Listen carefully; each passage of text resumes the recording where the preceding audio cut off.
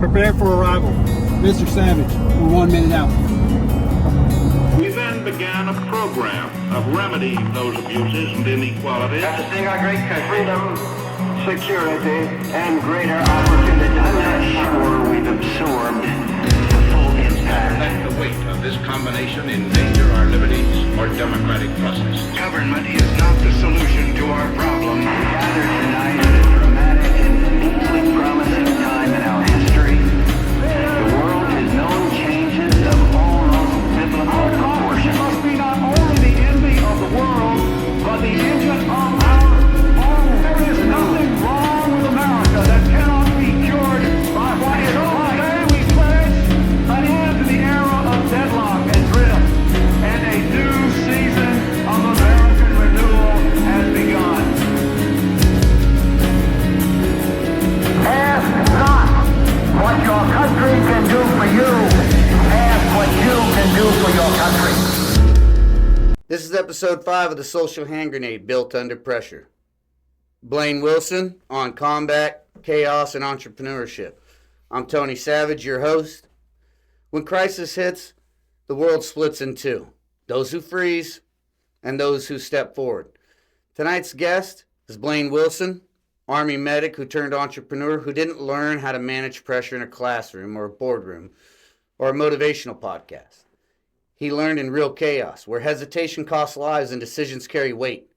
As an Army medic, Blaine ran towards danger, making calls under fire, and carried responsibility most will never know. No rewinds, no do-overs, only consequences. When the uniform came off, the mission didn't end. It evolved. Blaine took the discipline, clarity, grit forged in combat straight into entrepreneurship. Because once you've made life and death decisions in the real world, business problems doesn't scare you, it challenges you. This episode is about translating combat mindset into civilian success, about how pressure builds leaders, and why the people who've seen the worst are often the ones best equipped to build something that lasts. So buckle up. This is the Social Hand Grenade. All right, you ready to get into this? I'm ready. Awesome. So let's start off with just a little bit about your military career. Okay. Where you trained at, where you went to, all that sort of stuff. So one thing that a lot of people confuse is the fact that obviously I worked for the Army. I was in the Army, but before that I was in the Navy. Okay. I did 5 years in the Navy as a rescue swimmer. So when it comes to, basic training and all that other good stuff, Great Lakes, typical Navy stuff, and, you can all make your jokes about Navy and Army. But after my time in the Navy, I got out and wanted to experience life away from the government and went to college. And then I started missing, some of that camaraderie you get with, your military personnel and some of that structure. I kind of got away from that government structure and was able to be free, and I was kind of young and I was missing it. So I joined the Army Reserves at that point, and that probably lasted 1 month before they asked me to volunteer. And at that time I was full-time college student. I said Navy, and they're like, yeah, we know you used to be in the Navy. And I said, no, never again, volunteer yourself. And I did anyways, which was a great thing for me. So I was activated with the Army, and I was put in a program that I won't go into all the details because some of it wasn't broadcasted, and that program doesn't exist anymore, so I don't want to get a whole bunch of feathers riled on that subject. But Well, this is the Social Hand Grenade. it is, and we will touch base on some of it. But the program, basically what it was is I was tasked with another probably 40 guys. There was 2 teams to teach combat medics. And it was a program where 90% of every medic before they went to theater had to go through our program. It was by far the best medical program the United States Army has ever had. I was fortunate enough to be an instructor rider there. So not only was I instructing, but I also was able to put my hand in building the program or helping build the program. I'm not going to say that I built it all myself. There were some there were some hardened veterans that put that program together before I got there. I was just lucky enough to be accepted by them.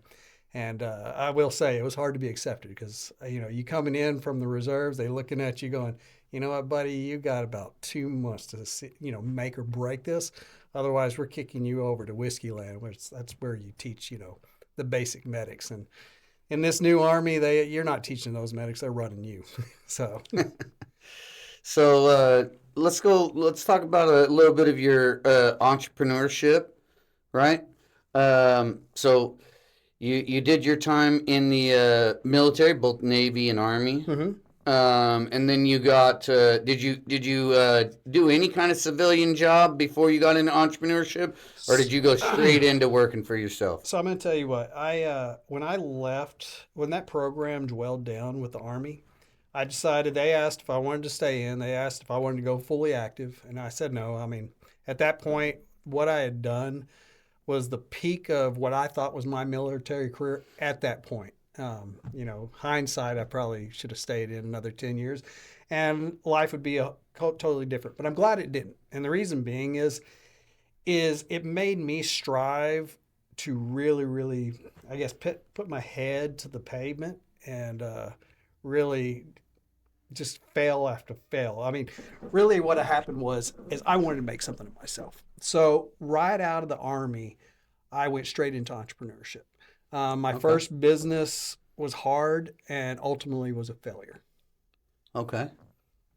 I mean, don't get me wrong. I did more or less the same thing. I tried a couple of civilian jobs, but then after that, I went into entrepreneurship, mainly because I had a real hard time listening to civilians tell me what to do, especially, after being in combat and whatnot. And, the guys in the military that were in charge of me, I half listened to them. And that was part of, what got me in trouble a lot of times is the fact that I had a hard time listening to authority at all. But those folks I respected because of the fact that, we had been in combat together. Once we got out in the civilian world and I got some 20-something-year-old kid who's never been anywhere or done anything, and he's telling me what to do and trying to order me around. It was so easy to tell him to go piss up a rope. Yeah. Yeah. Well, I'll say, I had a lot of different factors for going into entrepreneurship.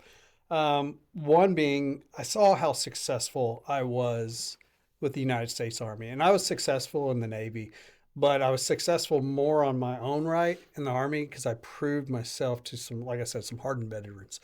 And that basically put a spark in my mind that I have something more to offer.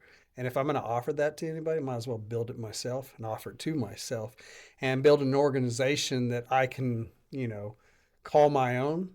And like I said, you already know the story of that first business because I already said it was a failed business. But in failure, and we learned this in the military, through failure comes success. And, we can go back to when we were infants. None of us walked.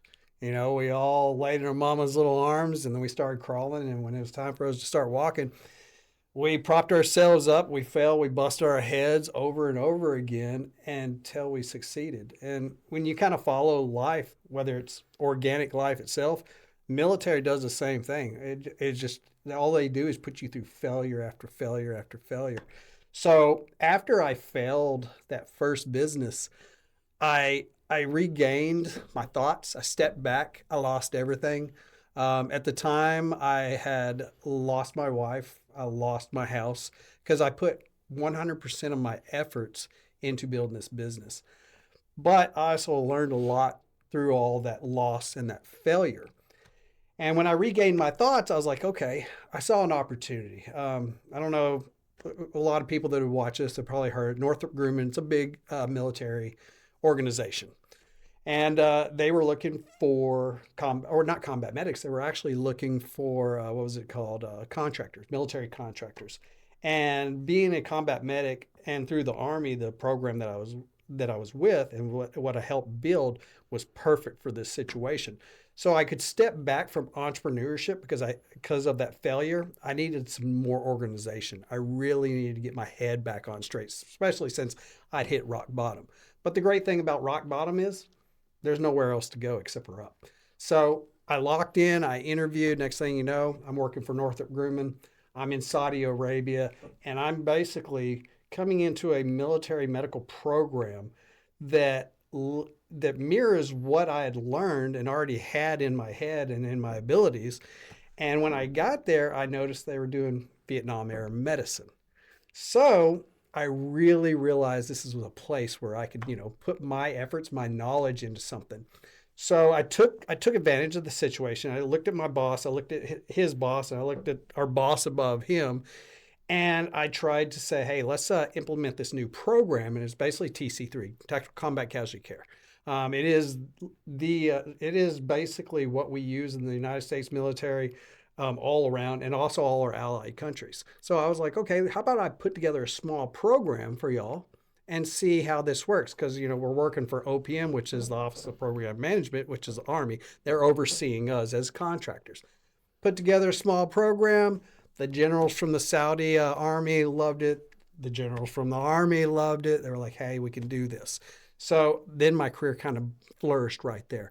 I went from being a mid-grade medic to the chief of the MISTIC, the Medical Simulations Training Center there, and then on to the managing the schoolhouse. So not only did I move up to that position, they moved me up to managing the whole Allied Health Science Education branch, which was phenomenal. Yeah. That's where I really learned about management and really being ahead of operation. Yeah, I mean, when it comes to failure in entrepreneurship, I like to use the analogy of a boxing match. If you go into a boxing match expecting not to get punched in the face, you probably shouldn't have gotten into the boxing match. And that's how entrepreneurship is with failure. There's going to be days where you feel like you got hit in the teeth, and you gotta adjust fire, and you gotta learn from those moments, and try not to let it happen again. But chances are, you're in a boxing match, it's going to happen again. That is true. And in all reality, my mindset is different than what it used to be, and from 99.9% of the Americans or the people on the face of this earth who choose not to do entrepreneurship, which I totally understand. To build a business or be an entrepreneur, you either got to be stupid or you got to be smart, or maybe a combination of both. But here's one thing you do have to realize. And I was actually talking to my brother about this. He came over to dinner last night. We were both talking about our failures because he's an entrepreneur too. But the way he stated it, which was perfectly right, was, the different mindset was whenever you failed at first, you're getting all upset. You're like, gosh, man, life's just crashing down. I'm doing everything that I can to get this thing built and nothing's working out. But the problem is it's your mindset. In all reality, just like we were talking about with the baby, they're going to fail. The only difference is they'll sit there and fail until they succeed. There's no difference between learning how to walk or learning how to do business. I ain't going to say any names, but I got some friends that are dumb as a box of rocks, and they're multimillionaires. And maybe that's why they're so great, because they don't think about anything. They're just, they put their mind to it. They stick to it. They're disciplined by doing the same thing. Maybe their discipline is just because of their stupidity. All they know is just, I'm going to keep on task. I'm going to keep doing the same thing over. And when they get smashed by failure after failure after failure, they just kind of like, I'm just going to do it again. And then all of a sudden they're successful. Same mindset. You just got to go in and understand, hey, failure is something that I want to go through as fast as possible. Give me as many failures as I can so that I can start succeeding. Because if you look at the back end, and if you look at anybody who is an entrepreneur way above myself, and we're talking about the big shakers, if you look at their backstories, all they talk about is failure after failure after failure. Michael Jordan, he'll sit there and tell you, yeah, are you the GOAT? He's like, I don't know. I'm not going to tell you if I'm the GOAT. Let everybody else tell you if I'm the GOAT. But what they don't understand is all the failure I went through until I started succeeding. And that's the whole concept. Discipline. Discipline is failure. Just keep doing the same thing over until you succeed. Yeah, Michael Jordan's actually a great story because, from what I understand, he didn't even make his high school basketball team. And he had, he was the guy who stayed after practice to practice longer. Yep. He had something to prove. Right. Yeah. And I mean, there is something to just brute force. You know, like I'm gonna pound at this until I get it. Because that's a real thing, and I think that's what's missing with a lot of young people today. Is when I look at the millionaires that I know, and the people that are remarkably successful. There's two things. One, they work an insane amount. You know what I mean? Like people that make more money than I do, I know why, because they work way more hours than I do. And I mean, I work like crazy myself, but they're still outdoing me because they shut the place down. It's dark. They get there and it's dark. You know what I mean? They got there so early. It's they every bit of sunlight they spent at work. So that's one thing. But it's also just the grit. You're just gonna pound at this until you get it. Yeah. And I definitely think that there's something to that, and it's missing in this younger generation. Yeah, I think, my personal belief is we get confused with a lot of the media, the propaganda, the stuff that's put in our heads. I mean, I can look back, if you just go back to school, just our typical schooling, and the way that school is structured is the same way it was structured many, many years ago during, the Industrial Revolution. And I understand why they structured that way. In all reality, you're going to teach these kids from an early age some basic arithmetic, reading, all this other stuff, but you're also teaching them how to get in line, follow, listen, and basically when you transfer that, then you either go to college and you get a little bit more of the same thing with, some more education to go work for somebody and ultimately make them rich. And it works. And I'm not saying that you can't make a good living by being an employee, but the system propagates basically us to be followers and go work for somebody. Yeah, exactly. And I totally understand it. I mean, when I told you, when I failed that first time, I was like, oh no, I'm never doing this again. I'm going to go rethink everything. I'm just going to go make a lot of money somewhere. Okay. But then here's the other thing is when I was there, and this is one part I left out, was whenever I built that program, let me restate that. And I should not say because it was a team. They asked me if I could build it. And I said, I need 5 guys from the United States Army that I used to work with. You give me those 5 guys and we collectively can build this program for you. And when we did, that basically, when the contract came up, that made Northrop Grumman an extra $33 million just off of my sector. That was just my division, my branch. Now, Northrop makes way more than that. But I saw that my collective group made an extra $33 million. My mind literally changed right then and there. I was like, you know what? I'm never going to put in my efforts and not make $33 million. Now, they were paying me very good. They treated me excellent. But I didn't make $33 million. So I told myself, you know what? I know this ain't going to be easy. I know I'm going to go back and I'm going to fail. But I'm going to fail until I succeed, and I want to make way more than $33 million. Yeah. So I want to bring up something just because I think it's a medical term, but it's something that I believe is important for everyone to understand.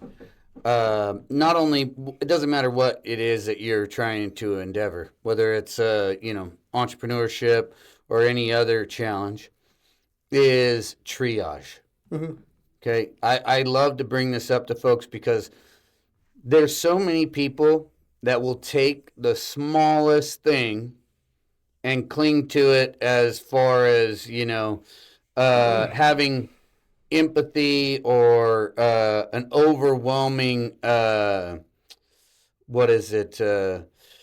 of emotional trigger to the smallest thing.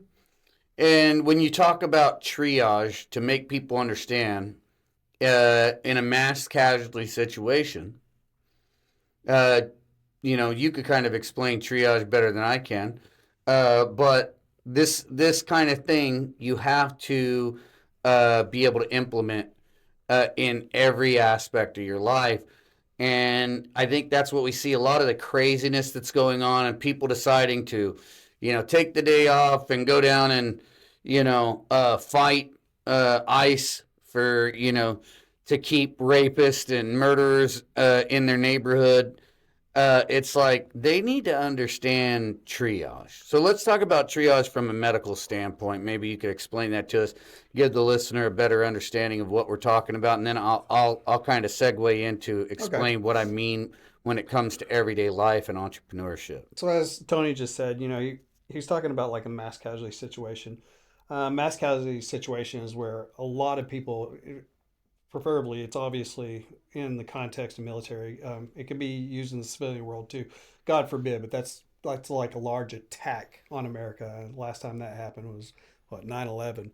But we'll talk about it in the military sense.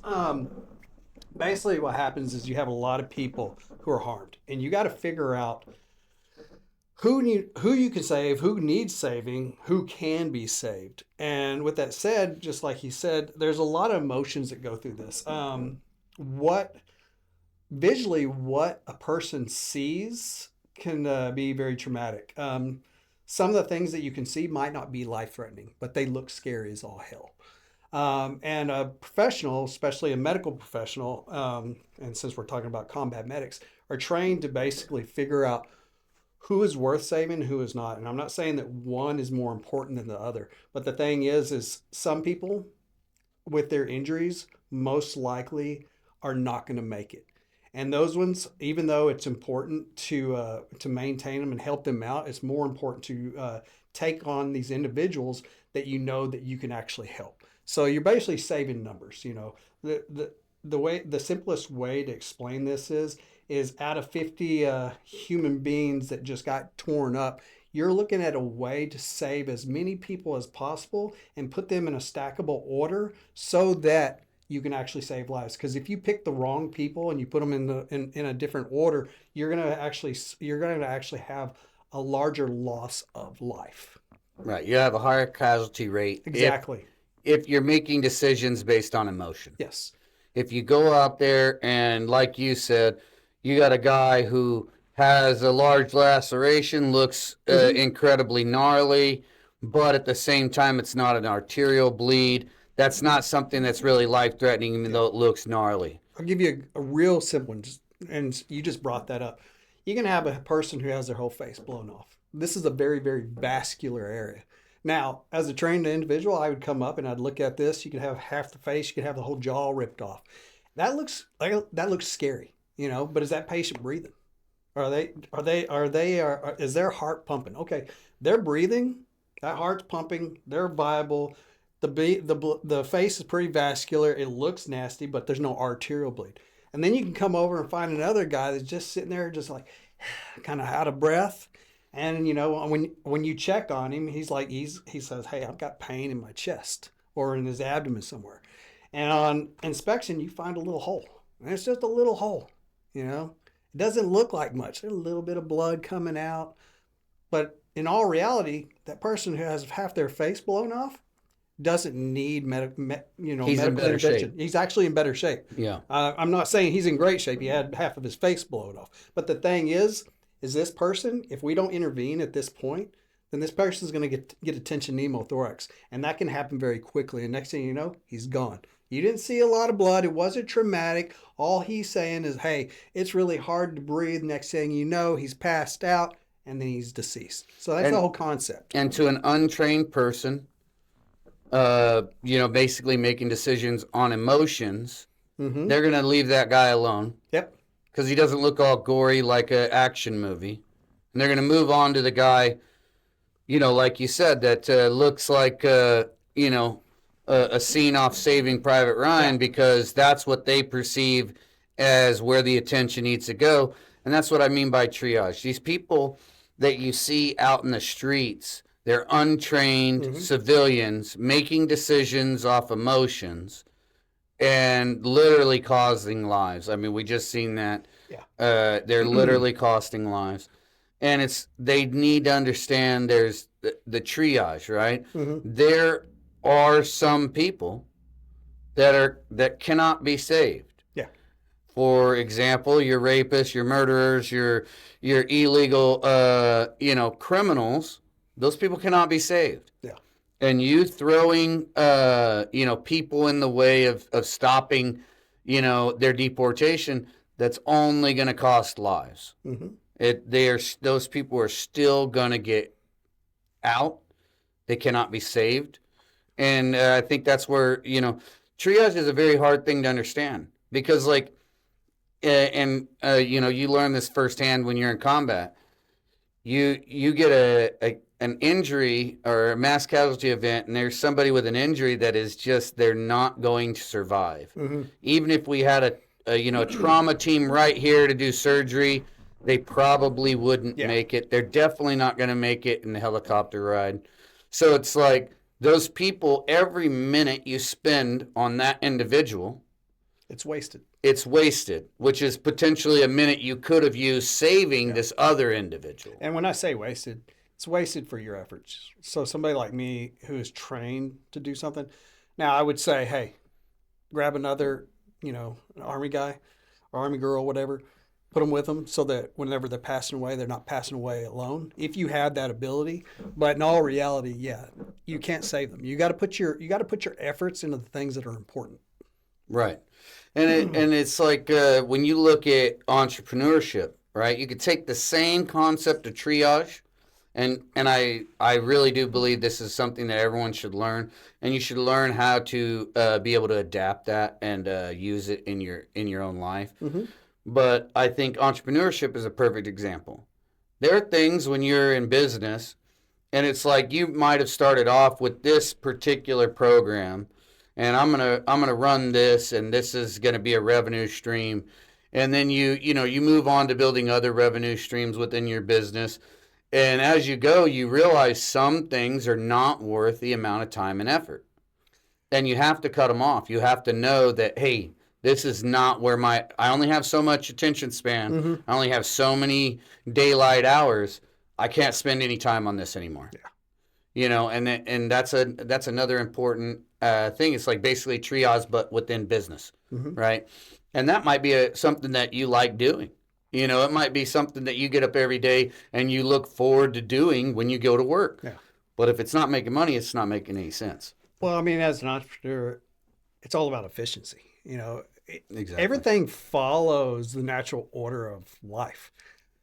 A business is no different than a body, just like you heard me talking about, being disciplined as a child and sitting there and keeping fail until you succeed. You got to do the same thing in business.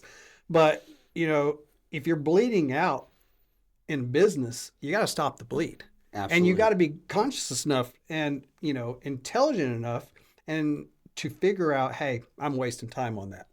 I'm wasting time or not getting anywhere. Maybe I'm emotionally involved in it because I have a whole sector of humans that their livelihoods depend on it.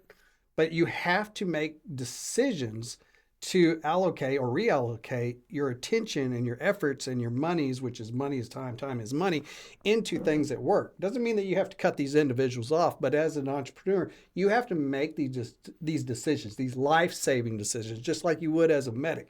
You got to make decisions to make sure that the organization, i.e., whether it's the military or a business, is still moving forward, winning the battle. So you have to sometimes put your emotions aside.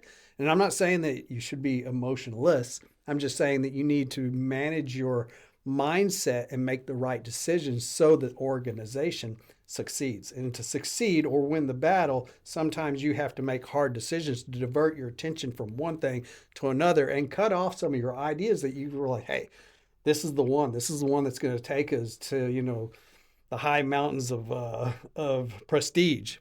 Not necessarily always true. And that's part of those doors that close. That's part of those failures. When those failures happen, you need to learn how to recognize them, close them, and go down another path. Yeah. What do you think about basically this wokeness within businesses? So I think woke is completely asinine. I kind of associate it as some of the older generation. I'm Generation X, so then you got your older generation before that. They were always talking. You talk about your grandparents, your uncles, and all that. And they're like, "Oh, this y'all's generation is just terrible, whatever." I understand those generational gaps, but this whole new version of woke, where they want to basically take away history, which I think is another one that is just idiotic. They want to take away history. They want to rewrite history. They want to pretend like things did not happen. Yeah, that's a And very then they common... want to write out their own viewpoints of what right and wrong is. And Right. here's what Very common this is what Marxist communist yeah, thing. this is where I do not like it. Again, it gets away from the natural order of things. Whether you're religious or not, the whole thing is this whole universe literally follows orders. And there's a certain math. You want to call it science, you want to call it religion. I don't care what it is. It's all semantics depending on who I'm talking to. But the thing is this wokeness is literally tearing down the fabric of science, religion, everything that's real. And that's what I don't like about it. I am a very, factual person. And if I'm not factual, then I'm going to be somebody who is pragmatic and also have faith. But even my faith is instilled in something that follows the natural order of life. So something like the way they work things is they flip the script, where it's fairy tale land. And I just think it's idiotic. And I think it's stupid that they're taking young minds and coercing them to, actually believe in this bullcrap. Yeah, it's remarkable how many people they were able to captivate by the Marxist communists taking over the school system.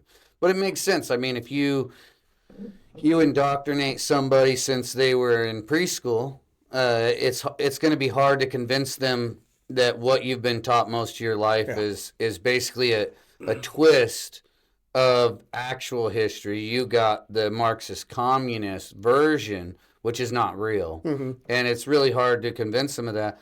But it's they've been very successful at it. The communists have been very successful at rewriting history, very successful at indoctrinating the school systems, both at lower levels and higher education. It is pretty incredible. But those are the not only the employees but also the management you're looking at, for the next generation. So, these folks are going to be coming into the workplace looking for jobs, and entrepreneurs like yourself, you're going to have this guy who comes in and he's saying, he can't identify what a woman is. And you know what I mean? There's a lot of complex things you're going to have to navigate, and you can't even tell me what a woman is. Yeah, and that's basically what I'm getting at. I'm not going to call somebody out for whatever their sexuality is. It's not my place. But I do draw the line with stupidity. I do draw the line from reality and what I call fairy tale land. I love watching some fairy tale movies. I mean, growing up with Disney, that's what you do. But you know the difference. Right. You know the difference between what real is and what is fairy tale land. And what they're doing to these younger generations, which you have to understand, if you understand anything about, a human, you got genetics and then you got nurture. So when you start nurturing something at such a young age and you follow that throughout its life, you're basically brainwashing an individual. And it's hard to reprogram those many years. It's the same thing with a child. Those first 3 years are very, very important on who they're going to become, how successful they will be, how much they believe in themselves, all these other things. So when you're feeling a little head, which is basically like a computer, but way more intricate because there's real human in there, you're basically programming that child to follow your way. And if your reason is just so you can have a voting block, so that you can keep yourself at a high position, so you can basically order people around and make things work according to the way you want them to for whatever your agenda is, whether it's power or money, then I just think it's asinine. You're not doing the human population a justice. That is exactly what they're doing. I mean, they've lost so much of their base because of all this radical ideology, that they started importing, foreigners, putting them on welfares just so they had a voting block. And it's like, I have people, because I debate with these people all the time, and they're like, you're xenophobic, you don't like foreigners or whatever. And it's like, I wonder if the Democrats called people xenophobic and said they didn't like foreigners when they were importing slaves, because that's essentially what they're doing now. Exactly. This is their version, the modern version of slave importation. And they're just like, oh, well, if you don't agree with us importing a new voting block, then it's because you're xenophobic. It's funny, is I'm glad you brought that up. I was one of the things I think about when it comes to all this stuff. I grew up in West Texas, and I grew up with predominantly Mexican families, and a lot of those Mexican families they came here illegally, and then their kids were born here legally. So that's kind of the environment. So I grew up in a place where I was the minority, which was perfectly fine. I enjoyed that culture. And I also understand why these people weren't, and this is just this situation. I'm not talking about all your illegal immigrants or all your immigrants that come to America from other places. I'm talking about a place that I grew up. Let's go where my mindset is, because I understood it. I understand why these people want to come from Mexico to America. This is the land of the free, land of the brave, the land of I can do anything I want, and it's way better life than this other place I came. But with that said, I'll also say, we got this woke generation and the far left that's basically saying, hey, just come through. We do have laws, right? And it's not just America. And here's the thing. A lot of these people that follow the left and listen to everything they say or listen to this woke propaganda, one thing they don't understand is they've never even been out of America. They've never seen what it's like in other countries. They've never seen what real impoverished nations look like. And oh, by the way, even these impoverished nations don't allow you to illegally come to their country. No country allows you to just come in. It's like a business. You don't allow anybody to your house, right? You allow people that you invite in, that your friends or family. You don't just allow anybody in, because that can create a dangerous place. Same thing, every country knows that. But for some reason, one half of our government doesn't, or actually they do. But that's the whole point. They understand it. They're not stupid. The far left is not stupid. They're doing it because they know that they want a voting block, because they've made so many mistakes in the past few years. And they're using triage the same way. Exactly. But they're just they know so many people are going to get murdered in the United States by illegals. Mm-hmm. So many people are going to be raped by illegals in the United States. But that is, to them, they've triaged that out as a non-issue, because the voting block is more important. Yeah. To save the party is more important than those people that may be murdered or raped by illegals. And that's once you understand like how that works, you start realizing they're doing the same thing, and they've decided that the American people have been triaged out of the equation because they've determined the party is greater than them. You're not going to vote for them, right? So if you've already decided you're not going to vote for them, then you're not going to be sitting there patting their pocketbooks. You're going to take away that luxury life, and that's the other thing. How did our forefathers actually build this out? You come in, you get voted in, you come in, you represent the people, right? And in all reality, now we're seeing situations where people are coming in and saying that they're going to do all these things, and then they get in there and they do nothing for the people. Well, that kind of worked for a while, and that kind of got exploited on the left. And I know the right's done it too, but the left has gone really, really far left. I mean, that Democratic Party ain't even the Democratic Party anymore. I don't even know what it is anymore. Oh yeah, the Democrat of like JFK, that's a Republican now. Yep. Yeah, I mean, even what he said famously. Ask not what your country can do for you, but what you can do for your country. Mm-hmm. The modern Democrat today would say that's the most fascist statement they've ever heard. Well, just like you were talking about. So open up the borders, get them all in so they can get another voting block. Because most everybody's looking at them like, y'all are asinine. Y'all been making really bad mistakes. But here's the thing is, in all reality, you're going to get all these people here. You're going to create all this chaos. Well, here's another one. So I love, as an entrepreneur, we'll kind of tie this into the entrepreneur thing. So in the fields I work in, you got to hire people. And then you allow these people to come in, yet they're not legally here. And I will be basically penalized if I hire them. But I can't hire anybody else because everybody else ain't going to do it for the price. Because when they influxed in here, they lowered the market price, right? Right, but that's the same thing. It's slavery. Yeah. Right. So you're paying slave wages, and they'll even cite that as an example of why illegals are okay, because they're doing the jobs that Americans won't do. Mm-hmm. Why won't Americans do it? Oh well, because they don't pay a living wage, mm-hmm. so they're paying slave wages to do a really hard job. So what are you going to do? You're going to import people to do it. How is that not slavery? That's modern day slavery. It is modern day slavery. And then on top of that, party or not, I love how, we obviously know who our president is right now. We have Trump in the office, and what is he doing? He's using his tactics and everything that he's got in his back pocket to rid the United States of illegal aliens and all these criminals and all these other entities that have infiltrated America that are also very, very highly dangerous.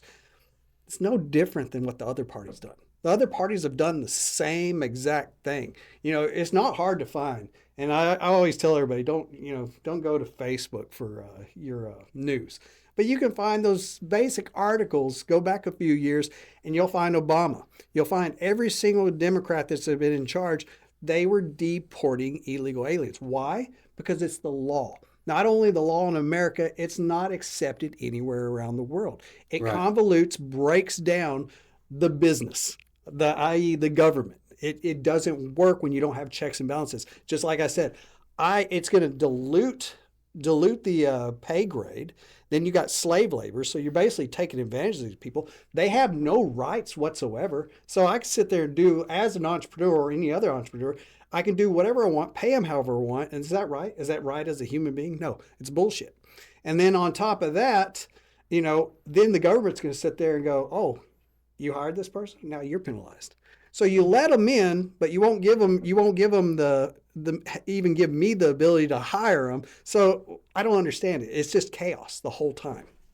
Yeah, I don't disagree, and it's because there's a lot of as long as they are in the midst of that chaos. When I say they are illegal aliens, or in the midst of that chaos, they're dependent, mm-hmm. and that's exactly what the Democrats want. It's the same thing they've done with minority communities, mm-hmm. and poor communities. They've worked so hard to make them dependent, and because if they're dependent, they're not gonna the voting block's not gonna leave. All right, and you said it right there. America's a great place, but we also have our own problems, and we're going to divert millions and billions of dollars to non-citizens when we have these impoverished areas all over the United States that need to be fixed. Why do we keep those areas down? Well, we know why we keep them down, or at least I have my opinion of why they keep them down, because it's a voting block. Again, they use those as voting blocks. Now, this last term, that kind of backfired. That's where things shifted. They looked at some of these impoverished areas and were like, yeah, these areas we got control of. Well, they stood up and voted for the other party. So what did they have? The only other alternative? Open the borders. These people are coming in here in droves. They're giving them cell phones, giving them a place to live, giving them money, all kinds of stuff. Do I blame them? Hell no, I don't blame them. In Minnesota, they have consultants that are sitting down with these, new mm-hmm. coming illegals, and they were telling them how to work the system, how to get on welfare, how to get your SNAP benefits, how to set up a fake daycare, and get that. Daycare. It was literally, and it's not just that; it's Medicaid, it's across the board. They were saying it's big business. Mm-hmm. There's consulting services that you go to them and they teach you all the different ways and how to basically scam the system, where you're making $200,000-$300,000 a year, and you ain't doing nothing but collecting government checks. And here's the thing, again, I don't want to be a sensitive human. I love humankind, and I think all of us intrinsically have rights. Now, depending on which government you're in, that's just how it is. That's how it works. You're going to have to sit in your field and figure out how to succeed in your life, in your government. But in all reality, what hurts here is you're seeing, you pay taxes, right? Sure. I pay taxes. And my taxes are supposed to go in and keep this country the elite country that it is. You know, it gives us great roads, it gives us great benefits, efficiencies, all kinds of things.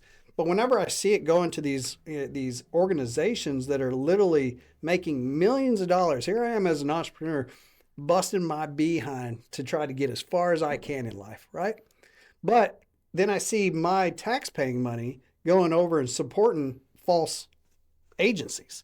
These things that are brought up to do nothing but embezzle our money, and I'm like, what's going on here? This is not right. I should not be supporting these type of agencies. If you want to be at the level of me or higher or anything like that, then you go figure out how to do it on your own. But you don't sit there and utilize, you know, the party that's within you and utilize these tactics to basically steal our money. And that hurts right there. Yeah, absolutely. So change the topic a little bit. What do you think about this Venezuelan raid? Venezuelan raid. Well, you know what the great thing about the president we have right now is when he says he's going to do something, you really should listen. So I'll start with that. The other thing that was funny is, you know, you get these bad players around the world, and it's not just around the world. You get them here in America too. One of the key signs that you can always tell is whenever somebody's not doing good, they like to talk a lot of shit. In other words, they're like, "Yeah, come get me, come get me. I bet you, I bet you can't, bet you won't." Well, yeah, that used to work. You know, whenever you had Biden as a president. I mean, I don't know if Biden was actually president, but he was the biggest puppet figure I ever seen. But the whole point is that doesn't work anymore. So when you're causing chaos, especially anything that involves or affects America, and the president we have now, and I hope for every president we have afterwards, that America does great when we have some cojones, and we have a president that backs up what he was voted into that as president for. Right. So I'm glad we did what we did. That person was infiltrating our government with a lot of nasty shit that harms lives. And not only that, I mean, he's propping up 2 or 3 other, or probably more, countries that really are not our allies. I mean, they're our enemies. And they're not our enemies in the sense of we're going to battle with them, because our battle with China is a whole different kind of battle. They have a long-term view of how to conquer the world, and we have to battle them back. And to battle them back is, sometimes you got to cut off their resources. And that was one of the great things. And I loved another thing that, when we seized all that oil, I got 2 points. When we seized all that oil, hey, I gotta say, Trump, he can be a little harsh with the words, but he's like, yeah, this is my oil, and I'm in charge of it. And with that said, the left will probably just take that sector of it and be like, see, he's a dictator. Well, no, follow the sentence on afterwards, or the speech, and you'll hear him also say, we're going to take this oil, we're going to manage it, and we're going to take some for ourselves, and then we're going to split some of that with the people there of the other country, because they weren't getting anything in the first place. So I think the moves that he makes are great. We also made a move where, Russia renamed one of the oil tankers and had its battleship next to it. We flew out there, and I guess they were trying to flex with their battleship next to it, and we still boarded it and took it over anyways. And that battleship just kind of went off. So it's a flex, no different from the Army, right? I mean, what do? We gain fire superiority till our enemy says, screw it, I don't want nothing to do with this anymore. Right. That's what we're doing here. We have a president in the office that literally does exactly what he said he was going to do, and that's the reason why we voted for him. Right.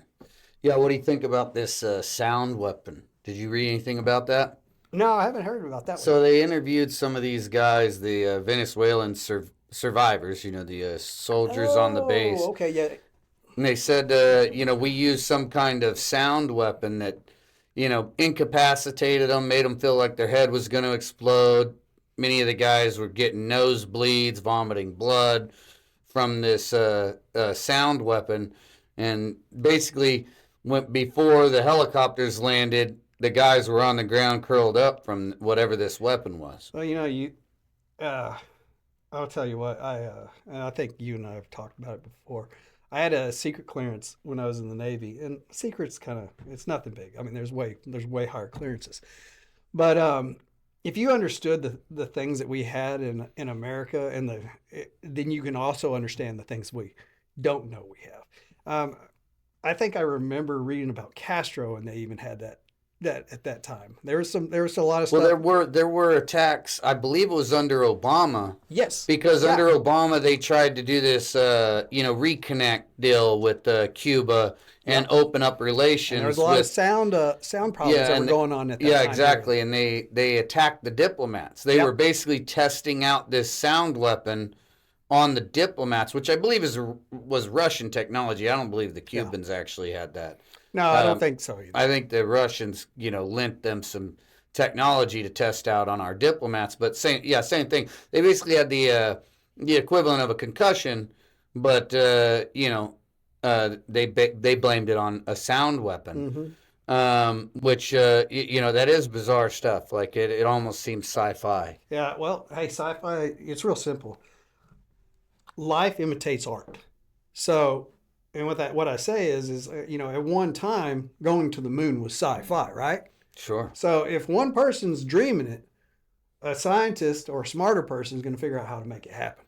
So I mean, there's no ends to what we're capable of, and that kind of. And I'm not going to try to steer your podcast, but that brings you back into AI.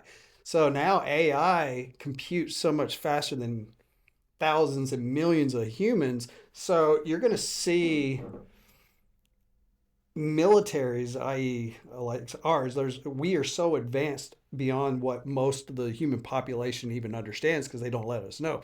Now you take it to that end and figure out how fast advancement is going to happen after that. So, right. And that's also scary in a sense. So that kind of brings you back into that's the whole secret war nowadays, is which country is going to get a hold of AI faster. Yeah, it is really, a lot of people don't understand that we're probably at least a couple decades more advanced than what the most advanced stuff is released to a civilian population. Like, I was deployed to Iraq and using GPS to get around before GPS was even, before you had your first TomTom or Garmin, you know what I mean? We were using GPS in Iraq, and they were already using GPS to, precision guided ordnance. And so there, you know what I mean? Like if you try and in your mind, wrap your mind around that and say, okay, well, what do we got that we don't know we got? You know what I mean? Well, it tailors back to what you said about Venezuela. So here's the thing. I think the only reason why that dictator was boasting so much is I think he thought that China had their back. But again, it was a fell swoop. We went in there. Not one of our personnel was harmed. We did have a helicopter that took on a few rounds, but even then it made it back to the ship. So, well, they said Chinese dignitaries were there in Venezuela during the attack. Oh, I believe it. I mean, they got so many different bad players over there. You got Al Qaeda, you got China, you got Russia. It was just a cesspool of nastiness. And whatever your thoughts are of us going in there, there's multiple reasons for going in there and taking out that dictator, because it was becoming a hot area where a lot of bad players, i.e. bad players from other governments, and also ones that really, really can affect the world, or basically their holding spot was just torn up. So we're going to go in there and, I don't know the specifics, but I'm sure we're going to go in there and we're going to help build that up, uphold or uplift somebody who can actually run that country and give them a little bit of support to get rid of all their trash. Right. I definitely think it's going to get cleaned up from this point. And, the oil, they said they're buying at market value. Mm-hmm. So we're doing the refining. So I don't know what heavy crude goes for on nowadays. But this is why also I laugh at some of these simple-minded lefties that will say, Trump is Putin's puppet and all this nonsense. And it's like, you obviously don't see what's going on. One, because if you're taking this oil and putting it on the market, you're harming Russia. Yeah. Russia's a huge gas station of the world, and they want gas prices to be, a certain mark so that they could be profitable. And if you drive down gas prices, they're going to go broke. Yeah. And essentially, by taking over Venezuela and making us basically the exclusive refiner of Venezuelan oil, it's makes us the new OPEC. Yeah. We're going to be able to dictate oil prices without asking anybody, without going over to, the Saudis and saying, hey, can we please do this because we want to accomplish this? We have our own lever now. Yeah.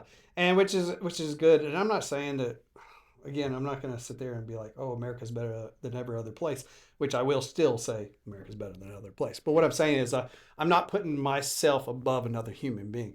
But in all reality, who is the world police? Who is always, or who, since World War II, who has been the top figure that manages all the chaos in the world? That's been America. So for you to say that we can't or we shouldn't go do what we do, well, in all reality, there's more reasons than we're not just. He didn't go over there just to steal their oil or crush a few drug smugglers. There's a bigger picture. What we're trying to do is uphold our position in the world because we're really the only one that's powerful enough that does it the right way. And part of that strategic attack is part of those reasons, I think. I think they're prepping for World War III, and it's an operational security standpoint. You want this hemisphere 100% cleared and locked down, so that when it kicks off, they have no choice but that it kicks off, overseas, not here in the Western Hemisphere. And Venezuela was one where we can guarantee that because it breaks Cuba, because Cuba was relying on aid from Venezuela, which included their oil. And it also tamps down Colombia, who, they thought, the president at least thought that, he was going to be able to be sympathetic to the Chinese and the Russians and us not have anything to say about it. But also the Greenland thing. It's come up multiple times. This is because the Chinese and the Russians are quite obviously, in my opinion, looking for a stronghold or beachhead here in the Western Hemisphere. They want to be able to have a location where they don't have to travel across the Atlantic or the Pacific because we dominate the water. Yeah. And they know that. And for them to get any assets across the Atlantic or the Pacific, once it does kick off, would be near impossible because we're going to destroy anything they try and send across. So I think that Greenland was an option, and I think, I don't know this because I'm not getting classified briefings, but just reading between the lines and what politicians and the president is acting, they've been told, is what I believe, that their intelligence briefings have told them that Greenland's at risk of being invaded probably by a simultaneous Chinese and Russian, attack. I wouldn't put it past them. And then what are you going to do? They're going to have area denial weapons. They're going to have, everything they can to try and hold that location. Yeah. And they're going to turn it into, a Guadalcanal situation where we got to do a beach landing to dig them out from entrenched positions and all this. And it's like, they'll have the air assets and everything else they could, have there. And I think that's exactly what they were trying to do with Venezuela, was if they had those two locations, they could defend their position on the Panama Canal because the Chinese are trying to hold the Panama Canal. They interrupted, BlackRock's purchase of the ports there because they're trying to hold on to that position. And I don't think that, if they had gotten a base set up in Venezuela, which is what they were trying to do, maybe they would have had a chance to defend that position. I don't think that at this point they're going to be able to defend that position if all of a sudden, they invaded Taiwan and that, turned into a global conflict, they're not going to be able to stop us from using the Panama Canal to get assets into the Pacific. And that's one of the bad, or not the bad thing. That's one of the things about the civilian population. One of the things they don't understand is they don't see all the inner workings. They don't understand these top secret intel briefings. They don't understand how intelligent we are and how we know so much. And there's a reason why they don't know, because if they knew, then everybody knows. But that's the whole thing. A lot of times, a president has to make a decision, and the decisions he makes, even though you have your viewpoint of why he made it, he's trying to make himself richer or whatever it may be, or you just an anti-Trumper and you're not going to like anything he says. What you don't understand is there's intel that goes along with all this. He has to make a decision, and he has some really, really highly qualified, highly intelligent people that are backed by very, very highly intelligent, sophisticated systems that we've been building ever since World War II that literally allow us to figure these things out. Yeah, and I mean, he's not uneducated, unexperienced, making decisions on emotions like, you see these folks doing. But, I mean, you look at the Venezuelan situation, which we can go on and on about intelligence and how remarkable it is. And there's very few people that do it as well as we do. Mm-hmm. I will say that the Israelis are also very remarkable at their intelligence gathering. But we were able to, for Venezuela, actually build a mock-up of this guy's compound, and including all the internal bedrooms, his safe room, and they had an identical facility where these guys were training this raid every single day for 6 weeks. Knew it like the back of their hand. So they already knew it. But it's like, you got to think of how did we get down to the square footage of his compound, each room, what the doorknobs, everything was identical. And it's like, dude, you know what I mean? Like, how many people did we have? I know for a fact they mentioned the vice president was working basically with the CIA on the intelligence gathering. So the vice president was essentially giving us a lot of information. But I wonder how many other people were involved in feeding us all the information we needed in order to pull this off. But that happens across the board, and it happens here. You see, at least you did for a while, there was a lot of people getting busted in trying to hand information off to the Chinese. Oh, yeah. I mean, you're always going to have some bad players. Even if they'll go against their government, they'll go against everything. I mean, money kind of coerces certain people to do anything. You were talking about advantages, the differences between us and other countries. I mean, when I was in the Navy, when it came to anti-submarine warfare, that's what I was. So I'm an AW, which is Aviation Warfare Systems Operator. I hunt subs. That's where I got my secret clearance from. And then you're a rescue swimmer beyond that. But when you talked about advancements, there was only one country that was at our level, and that was Russia. Russia subs. Now, Cold War's gone, and they've been degrading. Most of those subs are sitting there. They're nuclear power plants for their cities now. They're not working. They still got, they're inoperable. But at that time period, we're talking about, we were still like 30 years ahead of them. That's a big gap when it comes to technology. So when it comes to us figuring things out compared to other countries, and you're right, there are some advanced countries out there. Israel has some great tactics. I'm not going to say China doesn't. I mean, China is one of those countries that we should always be watching and be fearful of. Well, the thing with Israel that was mind-blowing to me is when the Jamal Khashoggi thing happened, where the Saudis murdered the reporter, right? And it's like, we were like a kind of like, who done it? What happened? Mm-hmm. All we know is that, his fiance was sitting in the car outside the embassy.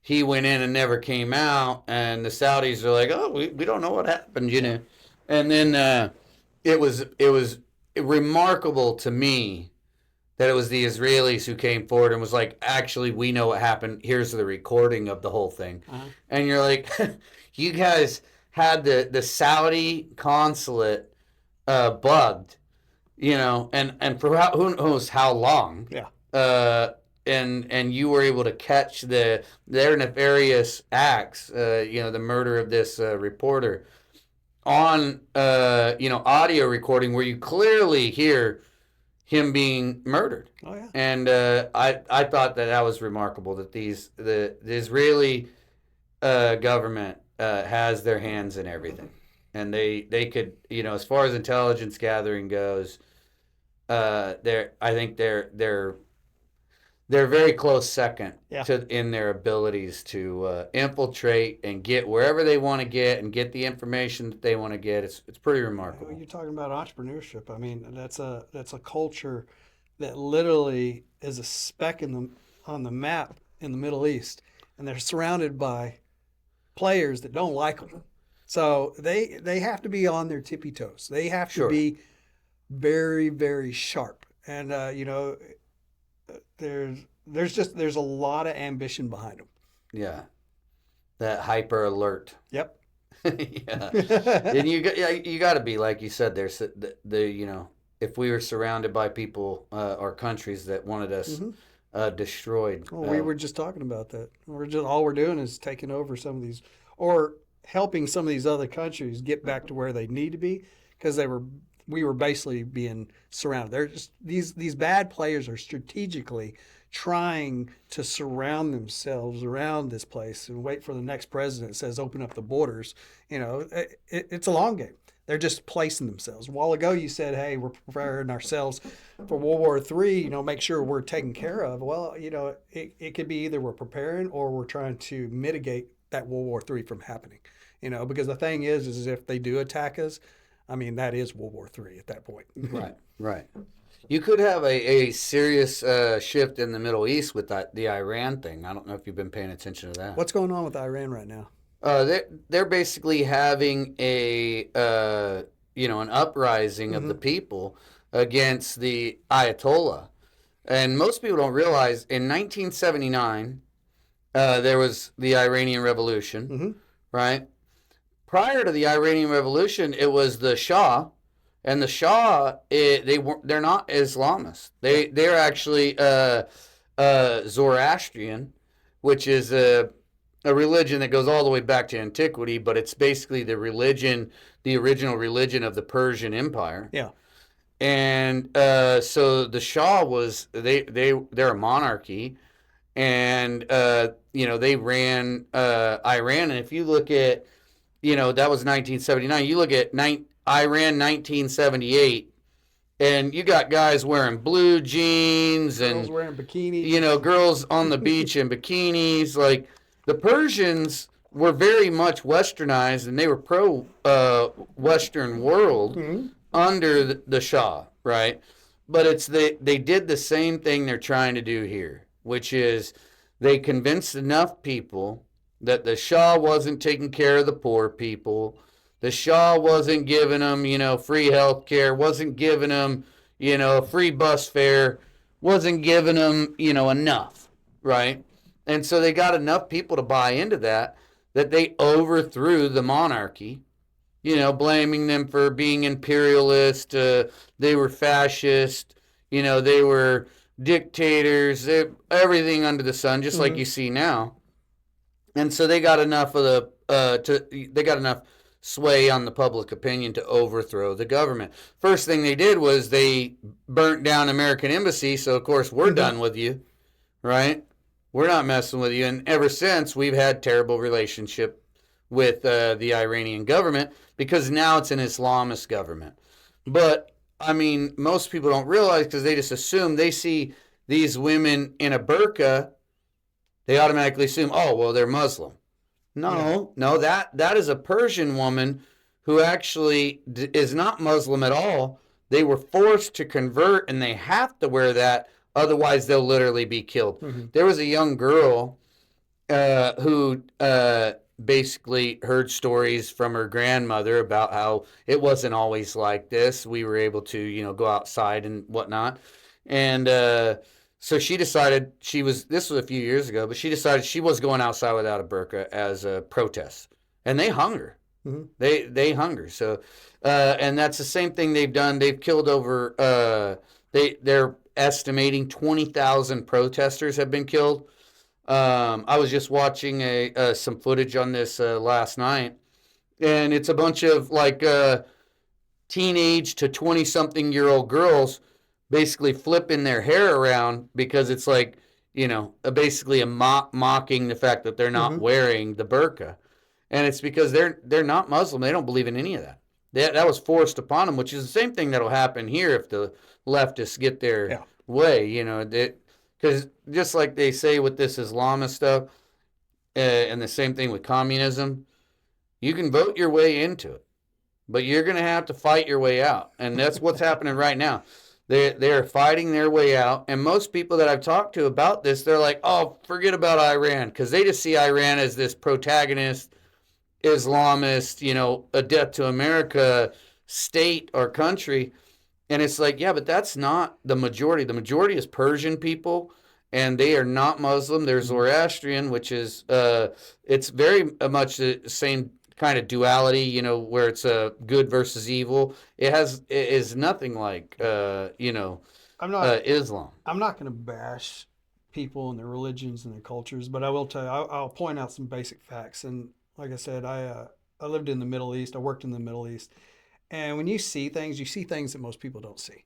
And when it comes to these burqas and when it comes to the laws of Islam, you learn about Islam. You learn about their religion, their laws. Obviously, I'm living in their country, right? You got to abide by these things. Absolutely, yeah. When prayer happens, everything shuts down. It happens 5 times a day. I'm not bashing their way of praying or their way of worshiping God. What I'm saying is I got to see and immerse myself into that religion and that culture and see exactly how it's ran.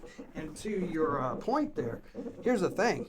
I also left the country and come back in the country lots of times. I go on vacation, I come back to America. And here's the thing. Full burqa. I get on the plane, all of a sudden burqa completely comes off. Here's this woman dressed to the T, looks like any other modern woman, but now she's not in the confines of a country that dictates this, and she's taking it off. Same thing to say, I'm obviously not pointing out any individuals. I'm not going to harm any families. Same thing to be said about the men, Men go to another country and all of a sudden, somebody who, according to Islam, alcohol is not allowed. But here's this person, getting drunk in another country. So, I mean, really, how much do you believe in your religion, or is it more or less forced upon you? Because a lot of these countries in the Middle East, you're not allowed to be subject or believe in anything else except for one religion.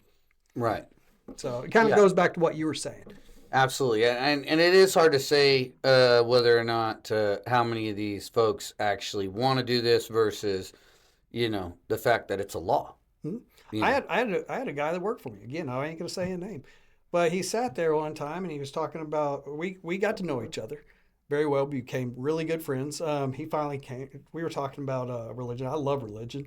So I was sitting here talking about Islam, and he's like, he kind of shuffles it off, and I'm like, what's up? He's like, well, Blaine, really tell you the truth, don't tell anybody, but I'm an atheist. And I'm like, oh. And I go, well, how does that work in this country? He goes, well, I told you, but I don't tell everybody else. He goes, because I can't tell my mom, can't tell my family, sure I really don't want to tell my government. And it kind of shows you how people are forced to do things that they don't intrinsically believe in.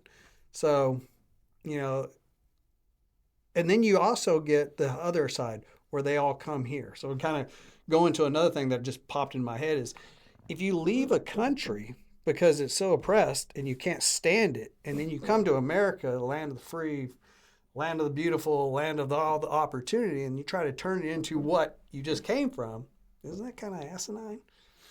Absolutely, but that seems to happen across the board. Yeah. I mean, look at the Somali thing, right? Exactly. You got all this corruption and everything that destroyed your country, and you come over here, and what do? Try The to turn it into the same place exact you came from. corruption Yeah. and thievery and piracy. And it's like, we have freedom of religion. That's the great thing about America, right? You're free to believe, not believe however you want, worship how you want. But we do have American laws. you can't enact another law here, which you see them trying to do. Well, yeah, they actually. I was reading an article about Abbott. Actually, they busted some kind of underground Sharia court that was being held at a mosque in Dallas, and so they were dragging people into this, this Sharia court deal because of violation of Islamic law. It's not our laws. Yeah. But they have enforcers apparently that are rounding up Muslims and dragging them into this Sharia court, and they're being tried and punished. It doesn't work. You can't bring law within law. You talked about a while ago. You got the Crown Prince. Who did he kill? Or who did he have kill? Jamal. Okay. Khashoggi. So here's the thing. I hope I'm saying that right. Yeah, I think it's Khashoggi. I was there in Saudi messed Arabia when it his name happened. up. But here's the thing. He had a king, right? So Yeah. we all play by different rules. He had a king. I'm not saying it was right that he did it. Well, I mean, you're a dual citizen. Yeah, right? he is a dual citizen. You're a dual citizen, and you have, essentially the royal family tap you on your shoulder and say, hey, you can't be saying these things, and you continue. I mean, I'm not condoning what happened at all, but I do think that, I would have, if I was in those same shoes, I would have taken heed. Yeah, a lot more. I would have too. I mean, and knowing, like, I guess in my mind, he probably thought, like, if I don't go back to Saudi Arabia, I'm never gonna have these risk of consequences for basically that's freedom probably of what he was speech. thinking. But the consulate is essentially Saudi Arabia. Yeah. You know what I mean? I mean, that's the same thing with the U.S. consulate. That Well, is America, even though it's, in whatever country, that particular, And when it goes back to compound we were is talking America. about military, you got to make decisions, triage, right? Well, Crown Prince did the same thing. He's got a government to run. And I will tell you this, good, bad, or indifferent, I watched a country change faster in 5 years than I've ever seen any country in history change. And the reason being was that Crown Prince gets it. He goes, I'm going to make certain things happen. I saw him literally strategically place himself in the position to be the leader of that country. And he did it very systematically. That killing was one of them. Not say it was right. And he did other things I saw happen in that country. And he did them very, very well. So that nobody could literally be at the tip of that point of who's going to rule that country. And he did it well, and that's the reason why that man rules that country right now. Yeah, and I mean, most of these leaders, you go around the world, and it doesn't matter if you're talking about Putin, Xi, the Crown Prince of Saudi Arabia, Bibi over in Israel, all of them have, basically made decisive moves to secure their power. And I guarantee anybody on the outside looking in, especially the common man, they're like, oh, these guys are evil. And it's like there's nobody at that position around the world that haven't done the same thing to secure power. But here's another thing. So with me saying that, somebody probably look at me like, damn, you're condoning all that evil. No, I didn't condone it. Great thing about America, we get to vote, right? But if we keep allowing all this stuff to come in our country and let it take over what our values are, go against our Constitution, change the fabric, then you're going to start seeing America turn into these other countries. And, we have a great thing. We have an awesome thing. There's a reason why we're literally the top player in the world, because what our forefathers put together, I don't even know how they did it. I don't know how they were able to see so far in the future and be able to put together such a great program to have a nation literally become so prosperous, so elegant, so great. But now we have players, well, like anything else, when you have something so great, everybody wants to tear it down. But in all reality, that's the whole point, getting back into these illegal aliens and having all these different cultures. I'm not saying there's anything wrong with the culture coming here, but you do need to assimilate. You do need to become an American. You still have all these rights. You can pray to whatever God you want, pray not, whatever you want to do, have your own culture, but don't come in here and try to change the fabric. Because otherwise, we will be a country where we have a king who can go and slaughter his way into, kingship or power and that takes away of who we are as Americans. Yeah, absolutely. And yeah, and back to your point about condoning, I don't condone any of it. But it's like a lot of the people call for, like they did under Biden, to completely cut off relations with Saudi Arabia. Saudi Arabia all of a sudden was chumming up to, Iran, which is unheard of because that's, Sunni Shiite Muslim. They're not supposed to be friends, but all of a sudden they're friends now. And it's because they just cut off relationship. And it's like, if you're going to cut off relationship with them, then there's no more talking. And when there's no more talking, that's when bad stuff happens, right? So it's like, don't get me wrong, I don't think that they should have gotten away with it. I think there should be some kind of consequence. Essentially they killed an American citizen. But you have to understand military, and you got to understand footprints. If you want control and you want to be able to influence something that happens, i.e. Iran goes crazy like it always does, well, you're going to need an ally. And you're going to have to play a little balancing scales. Yes, I don't condone, and I don't think we should have condoned his actions. But at the same time, we still have to have a relationship. Because I guarantee you, if we need our Air Force, because guess what? I don't know if everybody knows this, but our Air Force doesn't necessarily fly its fighter jets from America all the way to wherever we're having a war. Right. Now, they have some bigger planes that can, and we can do some refueling type stuff there. But in all reality, when it comes to jets, it's mainly the Navy. Unless you have an allied country that will allow you to have a base there or an airfield there, and that also will allow you to go into the war. Because they could also say, we don't condone the war, so you can't take your aircraft out from here. So people don't understand that whenever we're making decisions with some countries that not necessarily bad players, but make bad actions. We don't just cease to be their allies for that. You gotta look at the bigger picture. Right. We maintain relations with a lot of countries that we may not agree fully with, but we keep strategic partnerships with. Bahrain, Qatar, the Saudis, and I don't see anything wrong with that. Obviously, there's going to be stuff that happens and politically that we don't agree with, but it's always not. It's not always in our interest to make a big stink of it either. No. You know what I mean? Exactly, because it's not our house, right? Right, exactly. Not our house. Just like what we do in our house should not be their business either.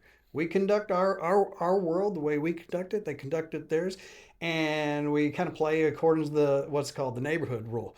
Hey, if you're trying to take over the neighborhood, we're probably going to step in. But if whatever you're doing in your house and it's peaceful in there, you figure it out in your own house. Yeah, no doubt. Yeah, I agree with that. These guys, a lot of these folks that I've had chat with, these younger folks, they just have a very myopic, shallow view of the way the world works, and it's really hard. It's hard to have a real conversation with these folks because they just don't have the life experience. And it's like, I can't explain to you, 40 years of experience in this conversation. Yeah. You know what I mean? And that's the tough part. I was one of those at one time. We all were, right? Sure. At one time, we're young, dumb, and what one bird chirps, you chirp back at, right? Yeah. But after, and that's the whole thing. That's the reason why, somebody like you or like me and many, many others are against this woke agenda. We're against the far left doing some of the stuff that they're doing, because you're literally trying to chirp to these young, impressionable minds a certain chirp, which in all reality, there's a whole bunch of different sounds that are really relevant. Get some experience with you. Start looking at both sides. That's another thing I can't stand. Media, social media, regular media, all they want to do is gang up. So it's almost like they're taking over the army tactics. How do we win the war? By fire superiority. Well, let's have 20 news broadcasts that are far left, and let's have 2 or 3 that are right, or maybe one that's right, and then 2 more that are far right. It's ganged up. You just push so much information to these young people that it's propaganda. You're literally programming your voting block, and the whole reason why you're doing it is just to keep yourself wealthy and in power. So Right. but at the expense of the nation. And it establishes a very myopic point of view. Like on both sides, like they only see the world through this one lens. And then these guys over here only see the world through this one lens. And then, they debate turns to be, it's impossible now because you can't convince this side that everything they were taught was propaganda, and you can't convince this side that everything they were taught was propaganda. And the truth lies somewhere in the middle. And once you get used to something, you like your path. Whether it's right or wrong, you like that path. I'll give you an example. No, I agree. Trump, first time. I didn't vote for him.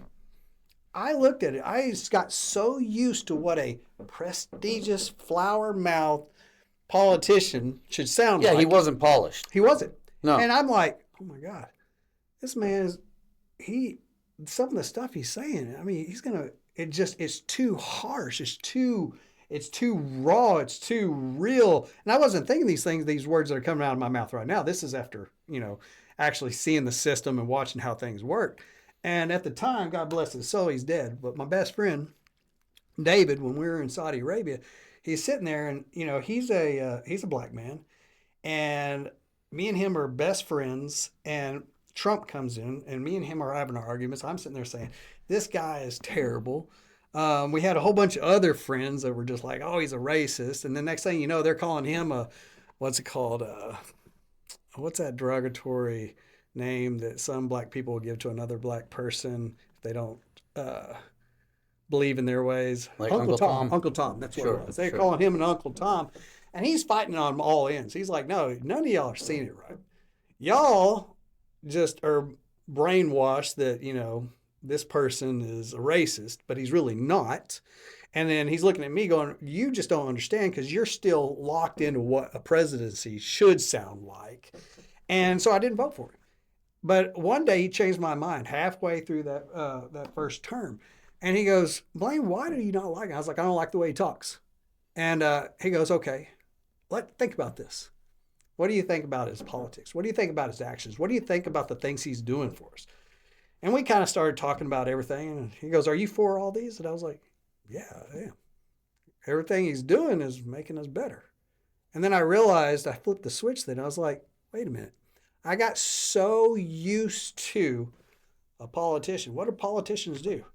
They tell you everything that they think the majority wants, and they puppet that through their mouth to get you to vote for them. And then once they're in the office, they do exactly the opposite with whichever person paid the most to do their agenda. Oh, remember, they were here to represent the people.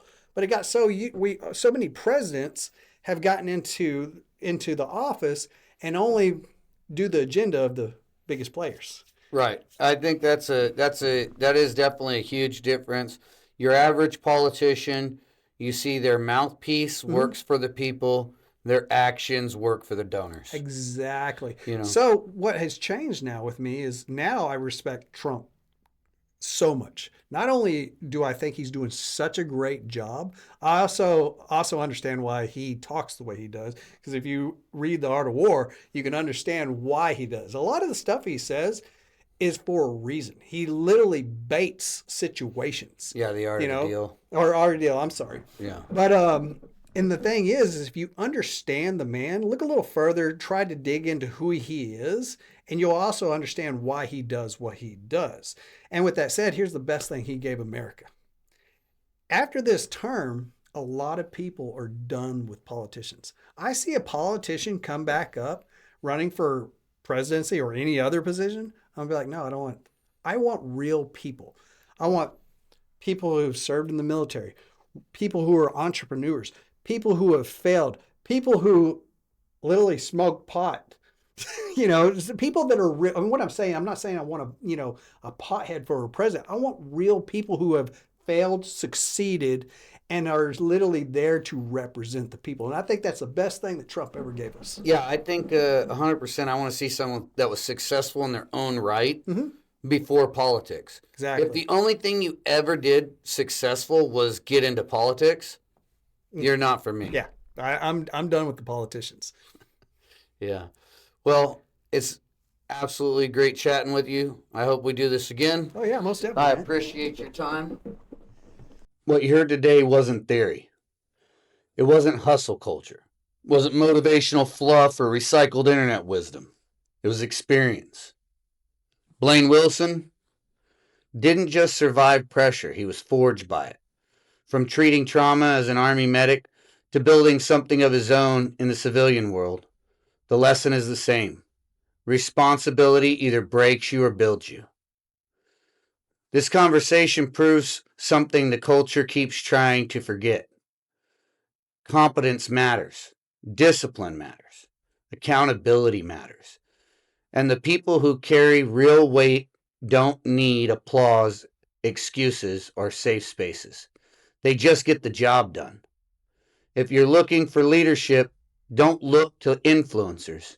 Look to people who faced consequences, adapted, and kept moving forward. That's how mission success works. That's how businesses are built. That's how this country gets its backbone. I'm Tony Savage. This is the Social Hand Grenade. Stay savage. And now a word from our social media director. If you're not a commie, like and share.